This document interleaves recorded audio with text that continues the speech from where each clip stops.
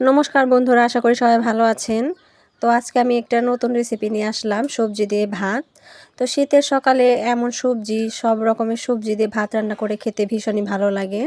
তো এর জন্য আমি সবজিগুলোকে প্রথমে কষিয়ে নিচ্ছি। তো কষিয়ে নেওয়ার পর এবার আমি চাল দিয়ে ভালো করে আবারও কষিয়ে নেব।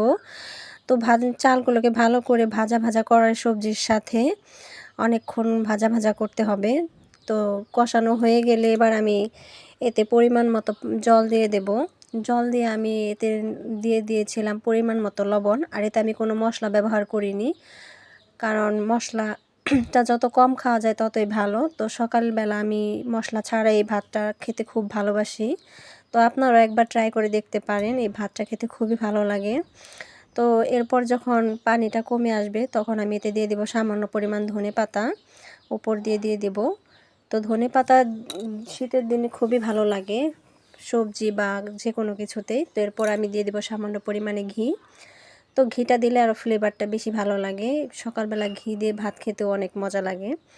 তো ঘি দেওয়ার পরে দেখুন আমার ভাতটা রান্না করা শেষ হয়ে গেছে। এবার আমি ভাতটা বেড়ে নিয়েছি।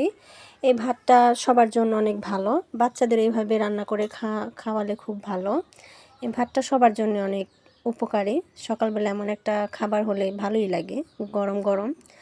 তো এবার আমি খেয়ে নিচ্ছি। দেখুন ভাতটা খুবই মজা হয়েছে রান্নাটা।